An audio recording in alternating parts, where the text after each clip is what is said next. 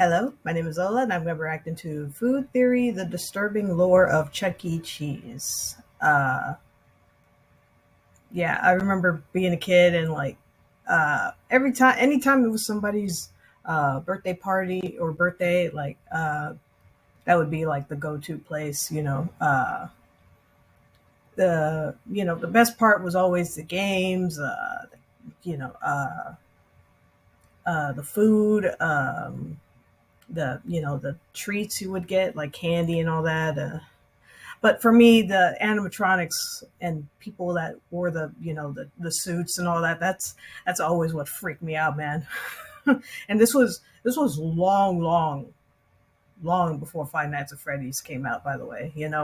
But still, that was the point in time when I would be like, nope. I want to leave. I want to get the hell out. But for like everything else, the games, candy, I would stick around. I would be all for that. And disturbing lore. Like, I really don't know about the lore of Chuck E. Cheese, and yeah, let's find out. And again, I'm sorry everyone for making you wait. Just was busy and really busy and needed a break also. But I'm back, and yeah, let's check this out. And if you want to like, comment, subscribe my channel, you can. If you don't want to, that's fine too. Here we go. Oh, already. For years, we've been terrified of animatronics. But have you ever once considered that maybe, just maybe, the animatronics are the ones who should be afraid of us? Oh God, what?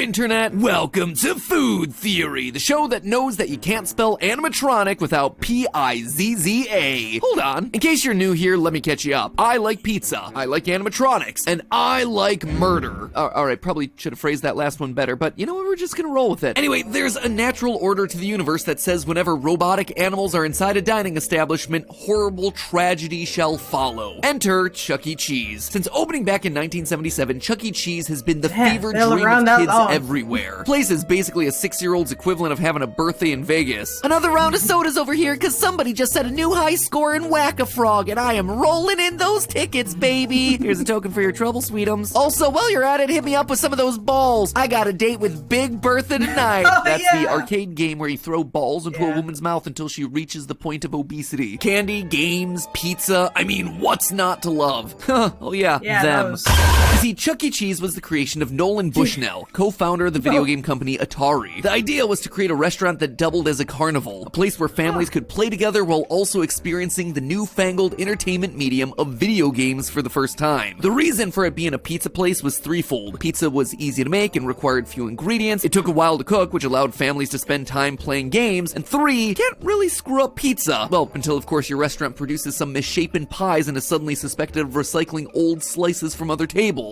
Something that we've talked about in a previous episode. If you go check it out, make sure you say hi to Amy down in the comments. She'll appreciate it. She was a trooper for testing out way too many pizzas in that episode. Anyway, the animatronic performers that became synonymous with Chuck E. Cheese were more of a byproduct of Nolan's fascination with Disney, specifically the Country Bear Jamboree show. Clearly, the strategy was working for Walt over at his Disneyland park, so why not bring those same robots to budget-conscious families that wanted entertainment but couldn't make it all the way out to Southern California? And the rest, as they say, is history, living on in the collective nightmares of 80s era children and Gen Z indie horror games. Eventually, home video game consoles as well as the lackluster, potentially recycled pizza got the better of the franchise, and it went bankrupt in 2020, nearly $1 billion in debt. I think most of us are aware of at least some part of that story, right? But what I think you may not know is the lore of these characters, because there is lore, and let me tell you, it is dark. For years, we've been talking about how scary Chuck E. Cheese is, but in reality, Chucky isn't the one on stage that you should be most afraid of. of. In fact, once you know the real story, it's clear that Chucky is the actual victim here. A literal hostage that's being forced to stand up on stage and perform. And when he stops, he dies. So grab a napkin and start dabbing up the excess grease off your misshapen pizza as I tell you the tragic tale of Chucky and the man who's murdering his co-stars. Our story begins with a coyote. You see, Nolan Bushnell's Family Carnival restaurant wasn't always meant to have a rodent as their mascot. As the story goes, the main mascot was originally meant to be a coyote. But when Bushnell learned that the costume that he had bought for his main character was actually that of a rat, well, he had to do some quick thinking. He decided to rebrand the entire thing from Coyote Pizza to Rick Rat's Pizza. Now, obviously that's gonna cause you a couple of problems since, I don't know about you, but most restaurants don't really want to associate with rats. So his marketing team suggested doing something that they thought might be a bit more appealing to hungry customers. Chuck E. Cheese. Sure, he's still a rat, but now at least they're not throwing the fact that he's a disease-ridden rodent in your face. Apparently they went with Chuck E. Cheese as the name because it forced people to smile when they said it. Let's be honest, forcing a smile is about as much happiness as you're gonna find in this place anyway, so good call! It's also worth noting that Chucky didn't start off as the hip skateboarding mouse that he is today. Instead, he was a rat from New Jersey, smoking a cigar and roasting the other members of the animatronic cast. A collection of characters that feels so random it was like they were playing a drunken game of Mad Libs. You have yourself a chef, a dog, a pig, alright, all that makes sense, but also a purple alien, the moon, a lineup of singing mops, a literal building, a hippo with jiggle physics, and an old man known simply as Mr. Cooch. Part of the reason so many feel out of place here is that they were obtained from a rival animatronic pizza place and then retrofitted into the style of Chuck E. Cheese. And let me tell you, the videos online of how to restyle these characters is scarier than anything FNAF has produced in the last 7 years. Welcome to the Concept Unification installation tape. This tape is meant to supplement the installation manual, not replace it. Now Mitzi, starting with her sweater, wig, dicky, mask, ears, pigtail mount, hands, skirt, shoes, and leg fur. So that's the origins of Charles Entertainment Cheese and his gang of mascots, but what about the actual lore here? Well, back in June of 2017, the news blog Insider reached out to CEC Entertainment, Chuck E. Cheese's parent company, to see if Charles Entertainment Cheese was indeed the character's official name. Christelle DuPont, public relations manager for CEC Entertainment, informed them that since there was never a birth certificate, the company couldn't actually be sure. Which, I mean, I guess, but also, I don't think that's the way it works here. Show me Ronald McDonald's birth certificate. Is the Burger King truly royalty, or is he merely a usurper to the throne? Anyway, while she couldn't officially answer the name question, she did point everyone to an online book detailing Chuck E. Cheese's backstory. And this is a treasure trove of information that will blow your mind. As the story goes, Chucky was an orphan mouse at the St. Marinara orphanage. He loved to sing happy birthday to all the other orphans. In a cruel twist, because he was an orphan, no one actually knew his birthday, so they just gave up. No one even bothered to try and find it or give him an honorary birthday or anything, because that's what happens when you're an orphan. Hard knock life and all that. TLDR, no one ever sang or celebrated for the mouse. Well, this is going to be my personality for the rest of my life. Outside of singing and orphan, Chuck had 2 other defining character traits. He loved pizza and playing Pong. Thank you, Daddy Atari. That skill set is totally gonna age well. But of course, because he was an orphan, he was constantly struck by the feeling that something in his life was missing, like parents. So one day after winning $50 from a Pong tournament, I kid you, I am not making this stuff up, Chuck bought himself a bus ticket to New York and ran away. Having no place to stay, he found shelter above a pizza restaurant owned by Chef Pasquale P. Pieplate. One night, when Chucky thought that Pasquale had already left, he went down to explore the restaurant, only to be immediately discovered by the chef. Pasquale flies into a rage, chases Chuck around the kitchen, and then corners him and raises a rolling pin, ready to strike down the death blow.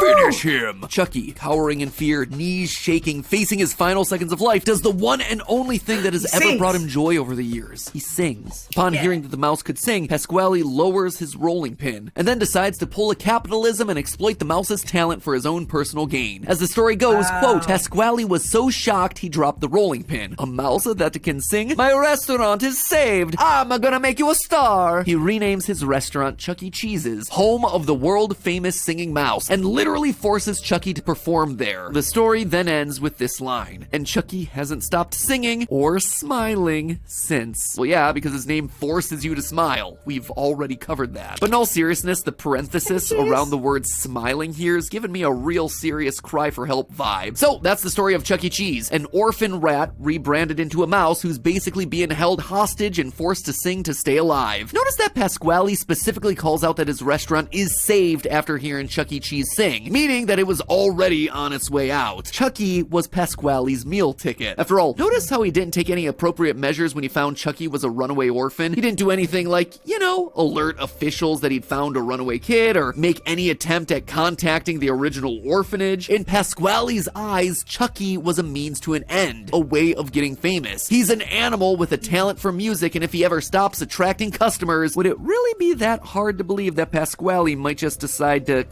finish the job? It's also made clear that Pasquale isn't paying the members of his band anything beyond keeping your own life. In the direct-to-video movie Chuck E. Cheese in the Galaxy 5000, we see a kid who needs some serious cash for his family's tractor. What's the problem? He needed some dough. He needed cash. Charlie, he needed $50,000. Notice how little the performers are able to cough up to help him. Come on, gang, cough it up. No holding back. I've got $2. I've got a $5. Also notice who doesn't lay any money on the table, Pasquale. Why do you need us, Pasquale? You've got more dough than anyone in town. Yeah, he even mentioned pointed that it the out. performers could get jobs to help them earn money, meaning that standing up on stage performing under Pasquale's rule doesn't pay. How are we going to get that kind of money? We could all get jobs. I saw a help wanted sign down at the Chicken Palace. It's here that we get this gem of information. Pasquale, do you have any ideas on how we can come up with $50,000 for Charlie's aunt and uncle? You could pay Yeah, Pasquale. Like, dude, you're their boss. You're the one holding all the dough. Like, dude, like, you really can't even cough up 50 G's, man? him a fair wage. That's an idea. I'm glad you asked that question, Chucky. In a few days, a big races are gonna take place. The Galaxy 5000 is an interplanetary race on the planet Orion. They can participate in a dangerous intergalactic space race. Didn't see that one coming, did ya? And despite it being dangerous, Pasquale is more than eager to sign him up for it. Now, talking about just this movie alone would merit its own video. Let's just say that everyone is very excited to be hanging out with each other. Chickens with mice, mice with humans, humans with multiple humans, chickens with multiple humans. The adult time relations between characters is a bigger plot point than you'd expect for a badly CGI'd film extension to a children's restaurant mascot. Ooh, Chucky! Race car drivers are so cool. Get it! Fair and square. No, I've got it. I'd appreciate it if you kept this to yourself. I didn't know that you were taken. Oh, Like what? the guys, right, Helen? Oh, maybe you could say that today's race separated the mice from the men. Sorry about your little mousy friend. We like stealing his girlfriends and beating him in the races. Side note, just wanted to take a minute to point out that Jasper the dog here is reading Steinbeck's Of Mice and Men. What even is this movie? Anyway, back to the point. Pasquale is holding these innocent animals hostage and is more than willing to sacrifice their safety if it means money for him. And that's not all. He's always wiping away any evidence of his misdeeds. Remember, he's in control of the company. This is his restaurant and his business. So is it weird that 2 months after Chuck E. Cheese's orphan story came out, one that was written by Chucky himself, the restaurant's official YouTube channel releases a video showcasing the exact same story, except with one huge difference. This one paints Pasquale in a positive light. Found a place that served great pizza made by a funny chef with a mustache. His name was Pasquale. My restaurant was losing money. I was about to close my doors. Chucky offered to help me out. Oh yeah? He offered to help you out? Was that before or after you threatened to bludgeon him with a rolling pin? And don't you for a minute think that this is some sort of corporate rebrand or anything. This is Pasquale actively gaslighting us and Chucky. In another video on the YouTube channel, the cast is looking at a photo album of past memories. In it, we get this. Remember that time we went to the moon eating moon cheese? That was a really good time. Wait, we never... There we are, helping a Benjamin Franklin discover electricity. We never... It's all lies. The photo album is filled with lies. Pasquale is feeding him false memories. For now, at least. You see, I think Chucky's days are numbered. Pasquale now knows that his star mouse is becoming a liability, not only telling the dirty secrets of his backstory, but also drawing in fewer customers by the year with his singing. That's why in mid-2020, Pasquale decided to relaunch his own self-named brand, Pasquale's Pizza and Wings. It's the same food as Chuck E. Cheese, but delivered. A ghost kitchen that is owned and operated and starring him. Pasquale saw that Chucky's side of the story had the potential of bringing bad press. He knew that having his name linked to the attempted murder of everyone's favorite mouse wouldn't be so good, so Pasquale did the one thing that he could do. He used the company's platforms to release a version of the story which painted him in a better light, all while building his own personal brand on the side. And the true motive for all of it? Well, as we see on the website for Chuck E. Cheese in Jordan, the country of Jordan, Pasquale's a man who dreams of being the best pizza maker and entertainer the world has ever seen. But for years, he's played second fiddle to the rats. No more! Chuck E. served his purpose in the beginning. He was a way for Pasquale to get famous, but now that Chuck E. Cheese's brand is known the world over, it's time for Pasquale to make his move. He knows that he can't achieve his dreams if Chuck E. stays in the picture, but he also just can't get rid of him either without people noticing. He needs a way to get out of Chuck E.'s shadow without drawing too much attention. Relaunching Pasquale's Pizza would be his only chance at branching out, a way that he could finally shake the Chuck E. Cheese moniker and make a name for himself before finally closing the curtain on the rat. I mean, let's be honest, over the years, the Chuck E. Cheese brand has had a total of 32 different members go missing from the lineup. Where'd they all go? Pasquale sure seemed in a hurry to get rid of them. And isn't it weird that Helen, Jasper, and Mr. Munch didn't call out the fake memories when they were looking at that album earlier? It's because they know better. They know that they have to play along. That's how they've lasted so long. But Chuck, he's the one calling out the mistruths. He's the one out of the loop. And pretty soon, he's gonna be cut out of a lot more than that. But hey, do you like getting free stuff just for buying things? I mean, you're already spending... Yeah, that does, like, what? Like, really, I've never heard of the lore of, like, you know, like the backstory of Chucky and how Chuck E. Cheese came to be. Like, what? Of course, it's not real, it's fictional. But, like, yeah, I never heard that story. Like, and yeah, that does seem pretty messed up. Like gaslighting them, like, oh, remember this and that, and everybody being like, yeah, and he's like, he's the only one that's like, what? I don't remember none of that. And of course, you know, it wouldn't be fair if, you know, like them retelling the story and like, oh, Pasquale is, you know, oh, he was, you know, had trouble with money, and yeah, he offered to help Chucky, like. Yeah. Instead of like them just coming out and saying like, oh, Chucky broke in and oh, Pasquale tried to kill him, like, and Chucky had to sing in order to save his own life. Like,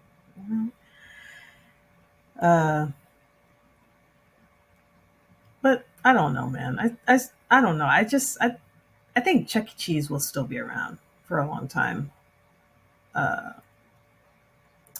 Of course, you know, at some point they're gonna, you know, give them a new redesign again. And well, I don't know. I mean, it would be really messed up if, like, at some point they just like, no more Chuck E. Cheese. And it's like, what the freak? Like, of course, I don't know. I really don't know if a lot of kids are still going to Chuck E. Cheese. You know, with parents instead putting money into, you know, buying them phones and laptops and, you know, consoles and all that. I don't know. Are really kids still going to Chuck E. Cheese? I really don't know. The Chuck E. Cheese that, like I said, I used to go to, they shut it down, and they've shut down a few other ones where I live. And the only one I've seen, like I said, it's a wild drive from here. Anyway, yeah, Yeah, but let me know. Like, do kids really still go Chuck E. Cheese? I've the one that I have passed. I've barely seen anybody go in there. The cars I see parked in the parking lot, they're usually the employees. That whole lore though of Chucky and the story and all that, it does sound interesting. Like it reminds me a lot of like like Ratatouille or the story of Pinocchio. That's what it reminds me of when Pinocchio runs away from home and runs into these guys that are like, oh, we'll give you a job, and like instead of them letting him go and giving him money, they just like, oh no, trapped him in a cage, to forever perform and for their play and make money, and that's it. Anyway, yeah, that's it. That's my reaction to Food Theory: The Disturbing Lore of Chuck E. Cheese. And everyone, take care of yourselves and each other, and I'll see you in the next one. Bye.